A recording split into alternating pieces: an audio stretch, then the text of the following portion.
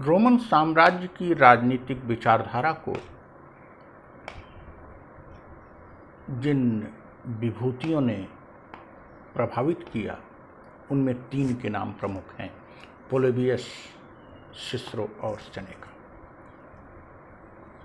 ये तीनों ही दार्शनिक और राजमर्मज्ञ थे और तीनों का काल 2nd सेंचुरी बीसी से 1st सेंचुरी एडी तक था। पोलिबियस 2nd सेंचुरी बीसी से 1st सेंचुरी बीसी तक का काल था। मूलतः यूनान का रहने वाला था। जब रोम शासकों ने यूनान के नगर राज्यों पर कब्जा किया तो पोलिबियस भी गिरफ्तार होकर आए, लेकिन इनकी प्रतिभा से प्रभावित होकर रोम के शासकों ने इनको उचित सम्मान दिया और इनको राजकीय संरक्षण में सम्मानपूर्वक रखा और रोमन राजनीतिक व्यवस्था पर इनका पर्याप्त प्रभाव पड़ा। पोलिबियस ने मिक्स्ड कॉन्स्टिट्यूशन की बात की, एक मिश्रित व्यवस्था की बात की, अर्थात शासन सत्ता विभाजित हो और इसीलिए कार्यों के विभाजन का मूल क्रेडिट इनको जाता है। इनके बीज इन्होंने बोया कि विधायिका कार्यपालिका और न्यायपालिका में अलगाव, लेकिन विधायिका, न्यायपालिका, कार्यपालिका एक दूसरे का अतिक्रमण कर सके इसके लिए कोई व्यवस्था नहीं दी, चेक बैलेंस का सिद्धांत नहीं दिया।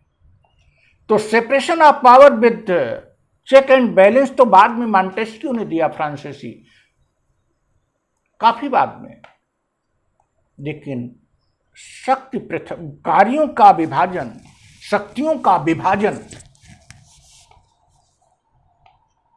का ये सिद्धांत इन्होंने दिया। दूसरी चीज ये कहते हैं,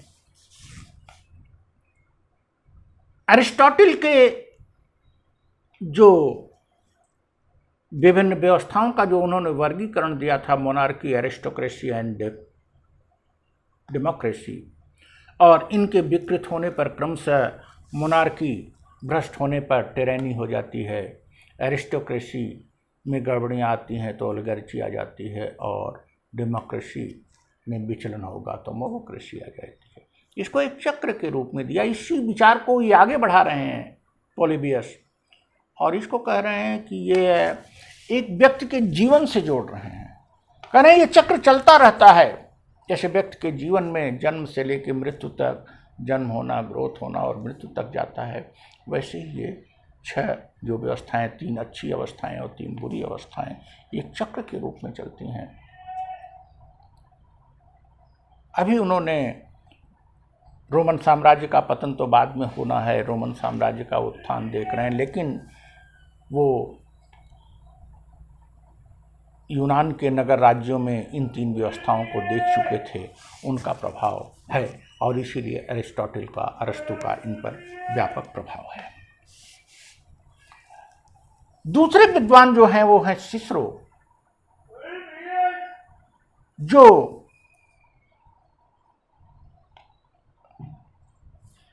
जिनका काल मेनली 1st सेंचुरी बीसी आता है। इन्होंने जो सबसे महत्वपूर्ण बात की उस पर प्लेटो और स्टोइक विचारधारा का प्रभाव है।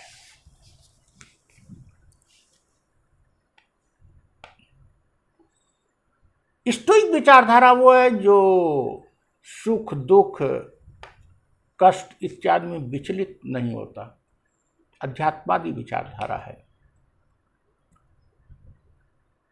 इस विचारधारा से ये प्रभावित हैं, लेकिन ये जो सबसे महत्वपूर्ण बात कहते हैं वो ये कहते हैं कि एक आदर्श व्यवस्था स्थापित करने के लिए दर्शन शास्त्र और अलंकार शास्त्र का संयोग होना चाहिए।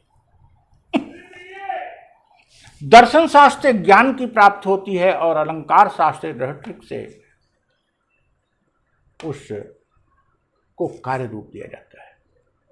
और इन दोनों का संयोग ही एक आदर्श व्यवस्था स्थापित कर सकती है। इसलिए इसके लिए उन्होंने यह भी बात कही, ऐसा तभी होगा जब शिक्षा लिबरल हो। Liberal education is must for these. फिर ये दूसरी बात कहते हैं, सद्गुण वर्च्यूज की बातें करते हैं।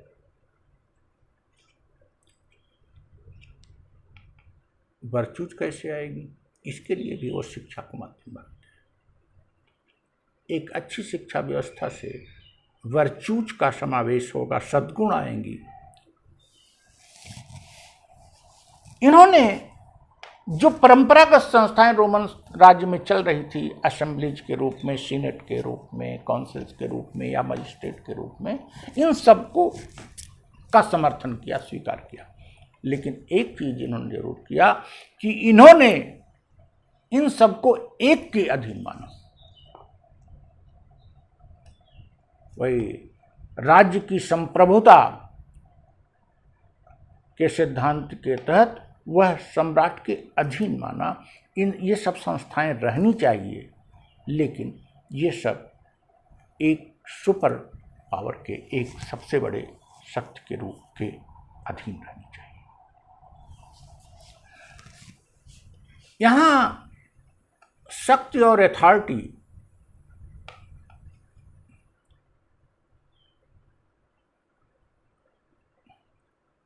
का, शक्ति और प्राधिकार में क्या अंतर है, यह भी इन्होंने स्पष्ट किया। सिसरो की विचारधारा को काफी हद तक प्रथम रोमन सम्राट ऑगस्टस ने अपनाया, जिनका काल वही था। और आगे चलकर जब 5वीं शताब्दी में सेंट ऑगस्टाइन रोमन सम्राट ने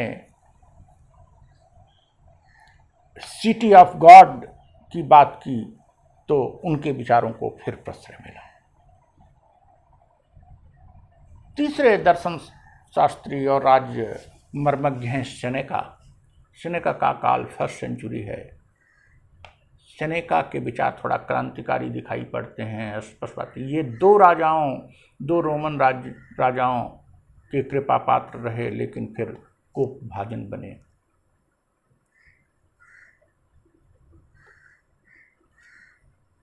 और व्यंग में किताब भी लिखी क्लॉडियस की स्टाइल पर, कार्य पद्धति पर। ये नीरो के शिक्षक भी रहे। नीरो जो कि बाद में रोमन सम्राट बने, लेकिन नीरो के भी ये कोप भाजन बने।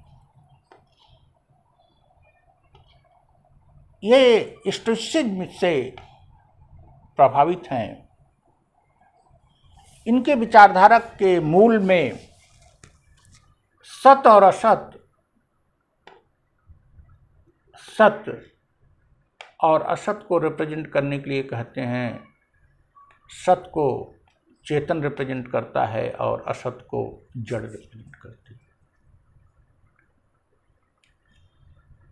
अगर मानव में वो कहते हैं कि अगर चेतन तत्व मानव को समानता की ओर ले जाता है, इक्वलिटी की ओर ले जाता है, सत्य की ओर ले जाता है, गुडनेस की ओर ले जाता है, जबकि जड़ तत्व उसे इविल्स की तरफ, बुराइयों की तरफ ले जाता है।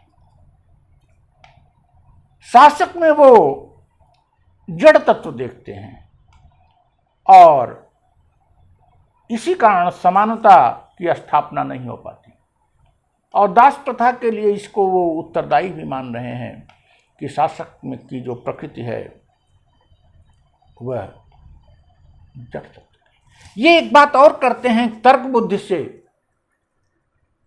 व्यक्ति को प्राकृतिक अधिकारों को, सत्य को की पहचान करनी चाहिए और अगर वह by way of reason, by way of his logical capability इसकी पहचान कर सका तो समाज में समानता का दौर शुरू हो सकता है और तमाम बुराइयां स्वतः दूर हो जाएंगी। अर्थात असत पर सत की विजय होगी, जड़ पर चेतन की, अर्थात सत की विजय होगी असत पर और जड़ तत्व पर चेतन की। ये तीन विचारक हम पीछे इतिहास के वीडियो में बता भी चुके हैं कि रोमन कैसे साम्राज्य बना, कैसे वो एक जनतंत्री व्यवस्था, गणतंत्री व्यवस्था से होता हुआ साम्राज्य रूप लिया। और ये जो साम्राज्य रूप फर्स्ट सेंचुरी BC में वो ले रहा है, उसी दौर में ये तीन महत्वपूर्ण विद्वान रोमन साम्राज्य के में राजनीतिक संस्थाओं और राजनीति में सकारात्मक कानून के विकास में प्रत्यक्ष अप्रत्यक्ष अपना योगदान दे रहे हैं।